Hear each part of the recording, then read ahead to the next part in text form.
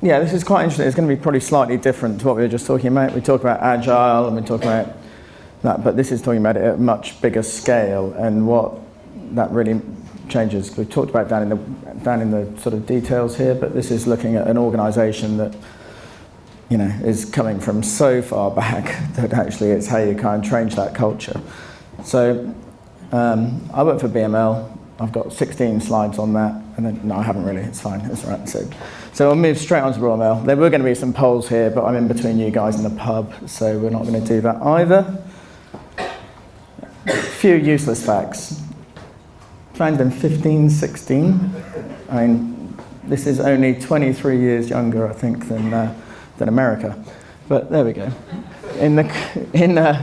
Pillowboxes in Scotland don't have the initials on them because nobody could actually agree what the Queen's name was at the time that all this started, which people got really upset about then. Now I don't think people care that much, but it's first to issue prepaid postage stamps, and that's the reason that British stamps are the only stamps that don't have the name of the country on. There you go.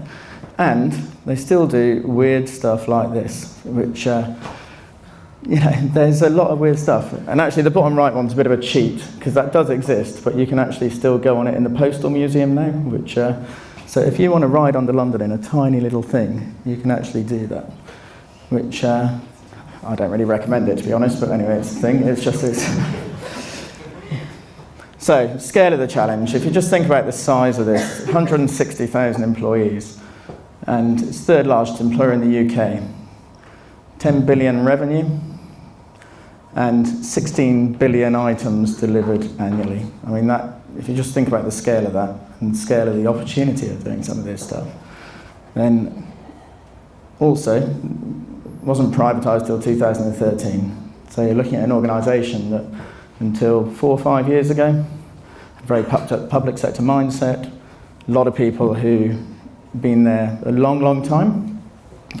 Nothing wrong with that, but clearly there's a very entrenched mindset there. And then a lack of any digital or agile expertise within that.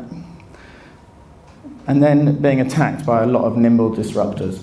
So if you think about, not individual people, it's just like, they may have been, but it's, I can just see, just people walking up and just going to disrupt you, but I'm quite nimble about it, yeah, but it's, no, you think, I don't know, even Elon Musk who's bringing out sort of driverless trucks, and how does an organisation like this to react to that sort of thing?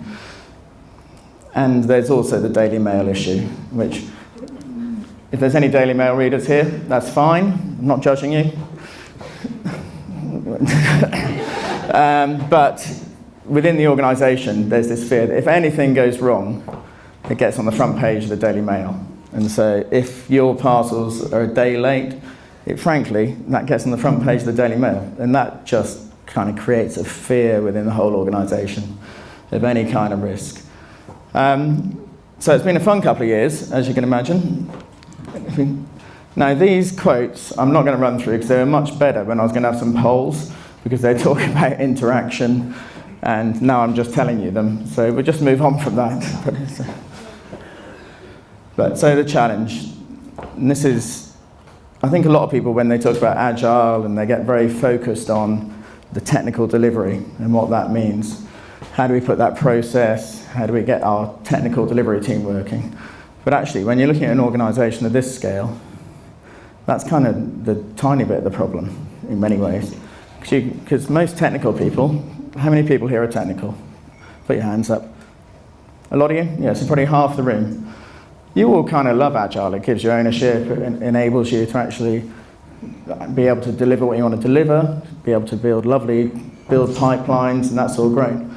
But actually, when you come into an organisation like this, where do you find your product owners? Actually, how do you change your structure so that people are actually empowered to be able to make decisions?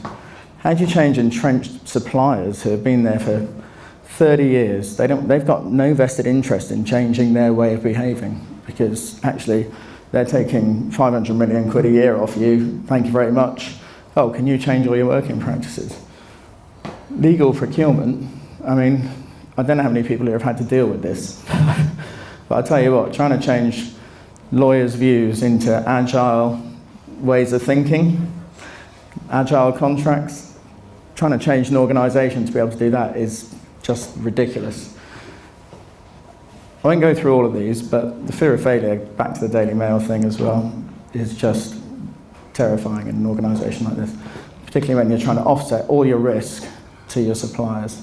So how do you change that? I mean, it's just crazy. So I think one of the key things here is about pragmatism, because we can all be purists around Agile. It's great.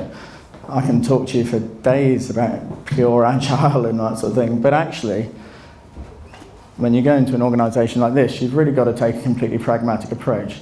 And that doesn't mean you don't want to get to the end, but if you actually go in and start scaring these people with, right, we can change everything, we can empower everybody, it's going to be almost a free-for-all, this is going to be great. Everybody instantly, yeah, we don't want anything to do with that, we're going to stand back, and actually that sounds way too risky. So you do have to actually look at incremental wins.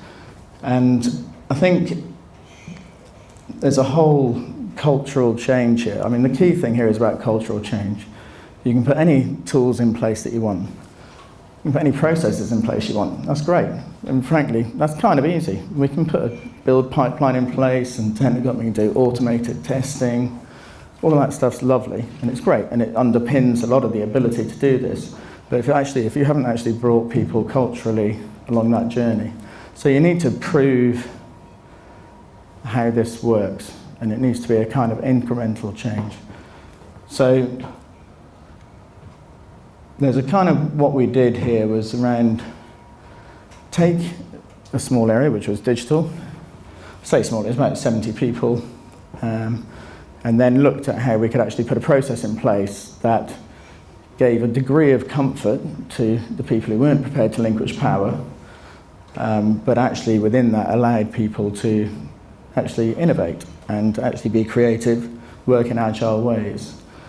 So if we just go on to the much more detailed slide.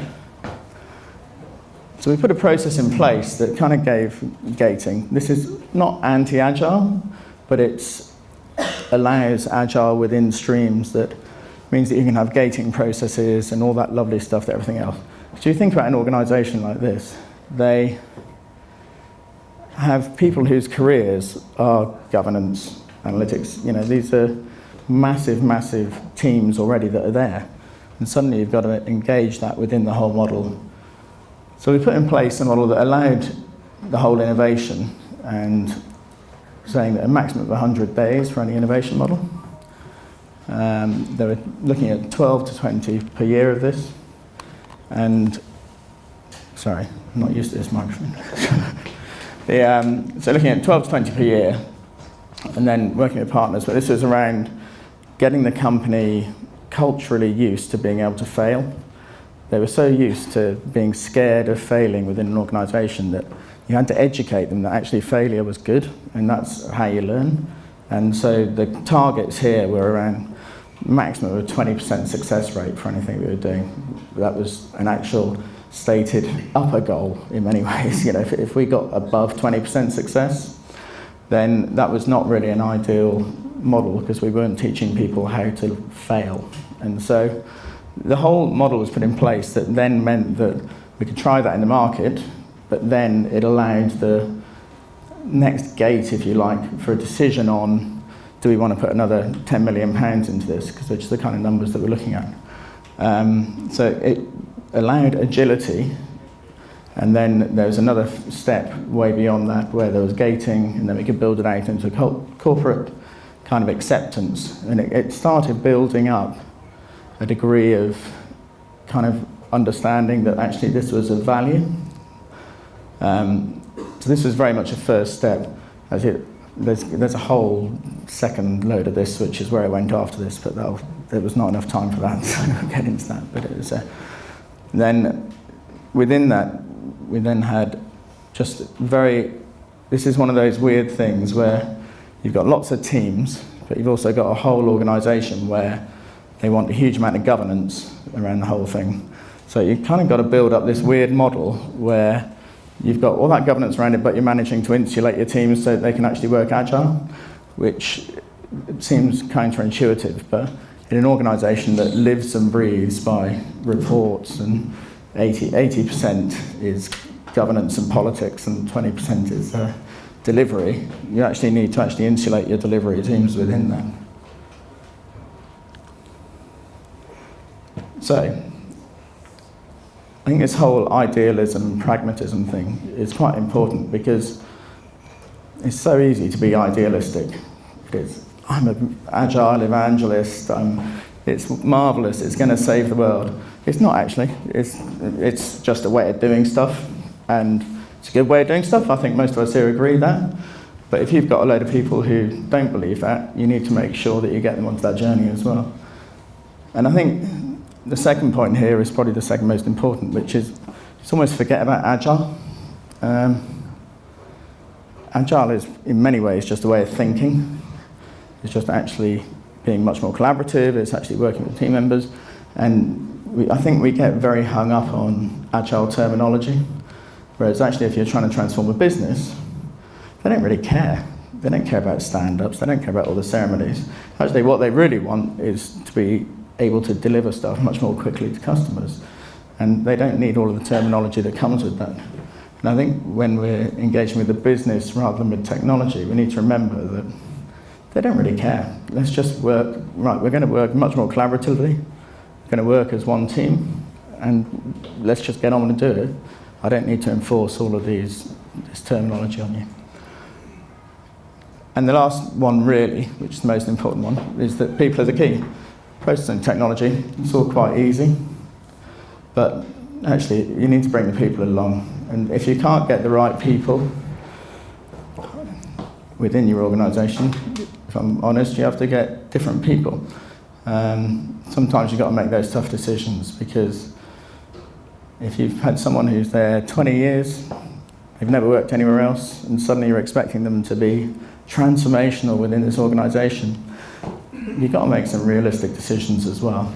So I think this is about the challenges at a broader level rather than just at a technical level. If you think about the broader organisation, and if you're looking to roll out Agile, think about the bigger picture there, because there's a huge number of challenges there, whether it's around, as I say, legal, procurement, anything else. All of these things need to be solved for you actually to be successful. So that is it.